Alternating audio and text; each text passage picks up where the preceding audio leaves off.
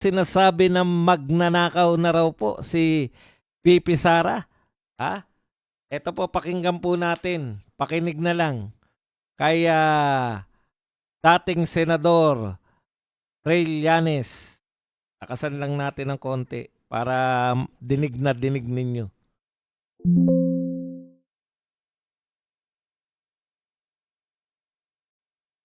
Yung confidential funds ni Sara na kasama sa aligasyon namin dito, 2.7 billion pesos yon nung siya ay mayor. So nagsimula yung nakawan nung mayor pa lang siya.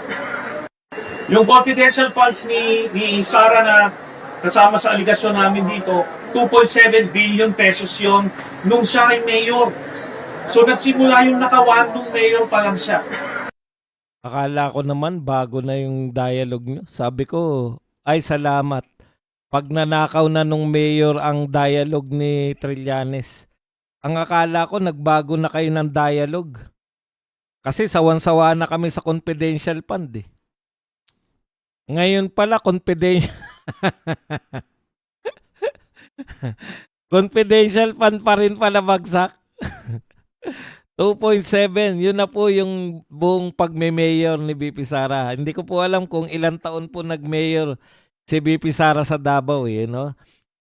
Kung hindi ako nagkakamali, 2 termino na nag-mayor si VP Sara. 2.7 billion na yung buo. Ang buong akala ko pa naman nakaligtas na tayo sa confidential fund. Kung pakikinggan mo to si Trillanes at yung ibang mga manloloko, yung mga diehard Duterte haters,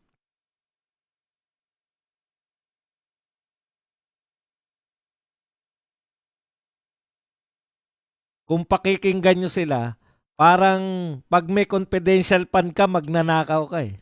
Wala pong ibang paliwanag eh. Hindi po sinabi na magkano sa confidential fund yung ninakaw. Hindi po sinabi na 10%, 20%. Sinabi lang yung confidential fund, tapos inakusahan ng magnanakaw. Kung magnanakaw po si VP Sara dahil may 2.7 billion siyang confidential fund sa loob ng kanyang panunungkulan bilang mayor, ano tawag mo kay BBM na isang taon ay 4.5 billion ng confidential fund? Bakit applicable lang kay VP Sara yung maging magnanakaw kung may confidential fund? Bakit hindi pwedeng i-apply kay BBM na pag merong confidential fund ay automatic na magnanakaw? Kasi yun yung gusto nyong palabasin eh. Dahil may confidential fund si VP Sara, therefore magnanakaw siya. O di mas malaki ang ninanakaw taon-taon ni BBM kasi 4.5 billion taon-taon ang kanyang budget sa confidential fund. Bakit hindi nyo siya kasuhan? Bakit hindi nyo siya ipa-impeach dahil may confidential fund? Alam nyo po, iba po talaga yung hindi po nila kayang ipaliwanag yan. Ang dami pong may confidential fund, DND, NBI, mga kapulisan, marami pong may confidential fund. Pero pag sila po hindi magnanakaw, pag si VP Sara may confidential fund, magnanakaw. Pag yung presidente may confidential fund, hindi magnanakaw. Pag vice president may confidential fund, magnanakaw automatic. Baka sabihin, mayor yung sinasabi, hindi naman eh. Iba naman yung di ba? Maraming paliwanag yung mga yan eh. Hindi nila kayang ipagtanggol na magnanakaw sa VP Sara dahil sa confidential fund eh. Paiikutin lang kayo ng mga yan. O sige, wala bang mga mayor na may confidential fund? Yun bang confidential fund, exclusive yan sa mayor ng Davao City? O eto po.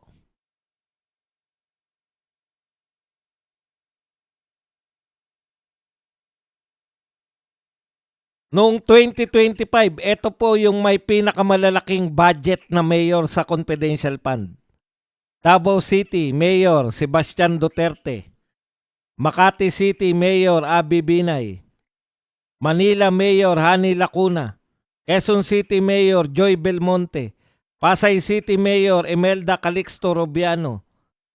Caloocan City Mayor Along Malapitan. Parañaque City Mayor Eric Olivares. Muntinlupa City Mayor Rufi Biason. Marikita City Mayor Marcelino Teodoro. San Juan City Mayor Francis Zamora. O lahat po yan, yan po yung top 10 na mga mayor na may pinakamalalaking confidential fund. Ang tanong, ito po ang tanong natin sa mga mahuhusay kay Trillanes. Magnanakaw ba sila? May confidential fund, may mayor din sila. Automatic ba na magnanakaw?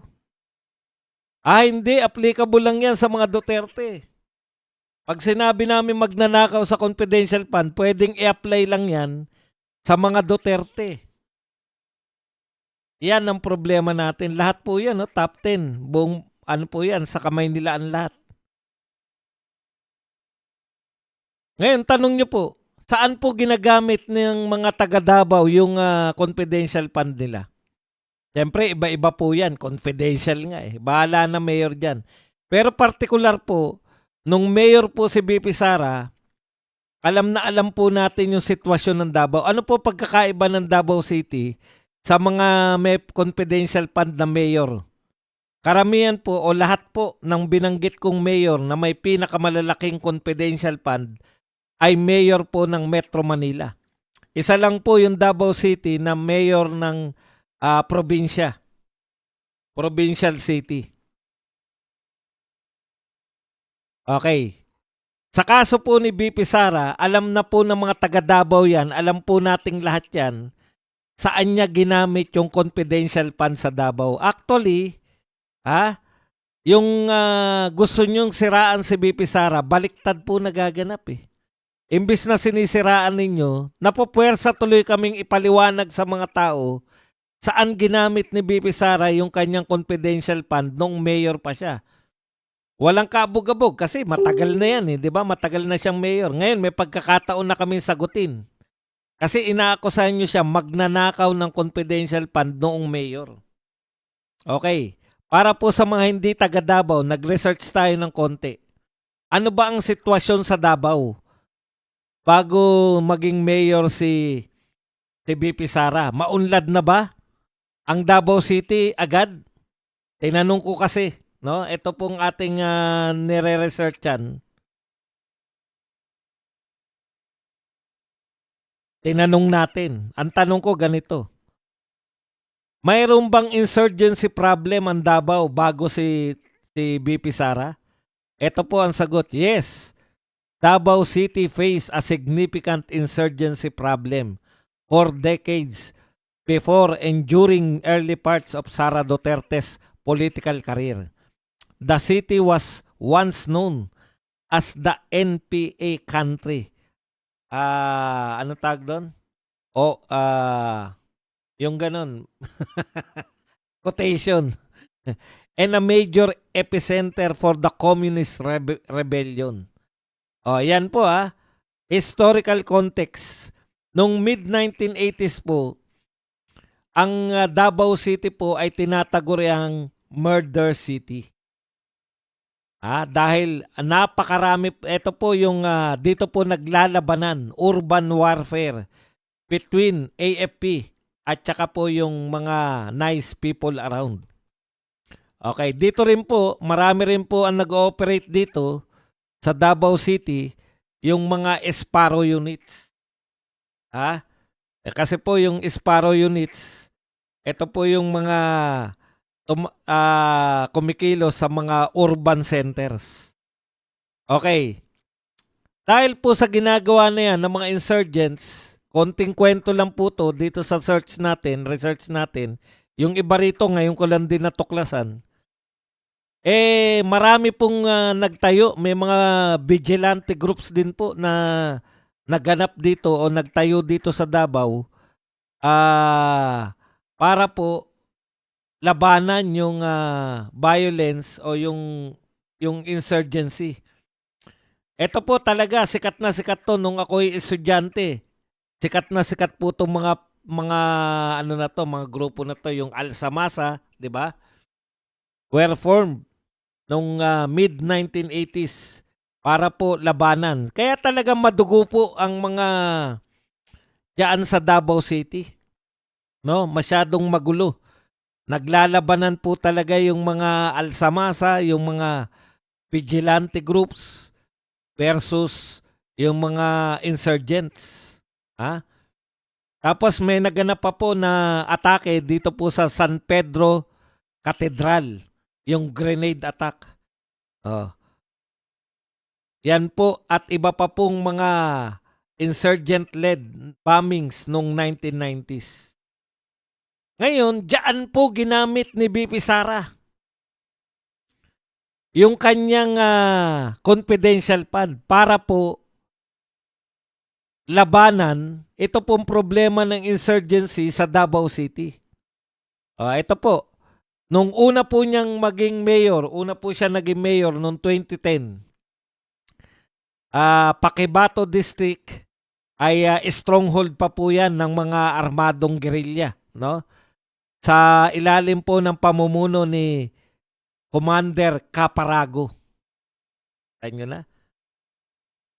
Tapos po, nung pangalawang city, second term po ni BP Sara, yan na po yung yung mga peace initiative. May tinatawag po siyang Peace 911. Peace building program focusing on conflict-ridden Paquibato and Calinan District. Ayan. Tapos po, noong March 2022, Davao City was officially declared insurgency-free by the AFP and the local government, marking the formal end of organized NPA. Okay, ngayon po, NPA guerrilla fronts within the city. So, nung nagsimula po, before po Sara Duterte, tinatawag nga po na NPA country, itong Davao City. Nung nagtapos po si BP Sara, dineklara na po na insurgent-free. Ngayon, tanong ko sa inyo, tama ba? Ha? Mula sa ikaw ay insurgent-infested, isa po sa pinakamatatag na anong tawag doon? Na kumbaga kampo. Di lang kampo yun. Parang basta yung impluensya, no? Ng mga communist rebels mula po sa pagiging NPA country nga, napunta ngayon sa insurgent-free. Sulit po. No? Sulit po yung confidential fund kung dyan po nagamit dahil may resulta eh. Hindi po ninakaw. Yan po ang naging resulta. Na ngayon po, nung presidente na po si Tatay Digong, hindi nyo ba napuna na pinapattern dyan yung NTF-ELCAC na yung mga dating heavily infested, yung talagang mga maraming mga nahikayat, pinagbalik loob nila Tatay Digong sa pamamagitan ng NTF-ELCAC na naging dahilan po ng maraming lugar ay naging insurgent-free. Yun po yung pattern nila. Meron silang formula, yung mga taga Davao, kung nagawa po nila sa Davao yan, marami pong na pagbalik loob. Hindi naman po inubos eh. Para magbalik loob po yung mga dating rebelde, mayroong programa yung pamahalaan. Alam niyo po, matagal ko na po naririnig yan, yung mga naunang presidente pa kay Tatay Digong, na hindi matatapos yung insurgency sa Pilipinas kung military lang po ang panlaban. Dapat merong programa para sa mga nagbabalik loob. At yan po halos na perfect ng NTF-ELCAC nung panahon ni Tatay Digong. Batay pala yan sa experience nila sa Davao City. Na ngayon po ay insurgent-free. Ngayon nyo sabihin na ang pagkakaroon ng confidential funds na ang pagkakaroon po ng confidential fund ay pagnanakaw. O, di ba? Sa isang matinong leader, yung confidential fund talagang magagamit mo para sa kapakanan ng yung syudad o kapakanan ng bansa. Ayan po yun eh. Yung mga nag-iisip lang po na yung confidential fund automatic na magnanakaw, eh baka gawain nila yun.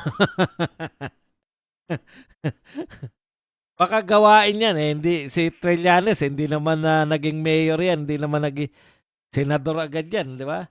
Baka gawain yan ng mga kakilala nilang mga mayor. Kaya niya nasasabi na confidential fund equals pagnanakaw.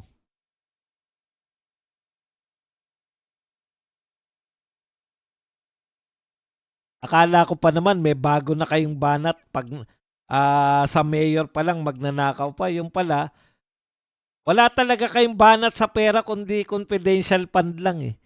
Nakakaawa naman, nakakahiya po. Kung yan lang po, kaya wala na naniniwala sa inyo. 'Di ba?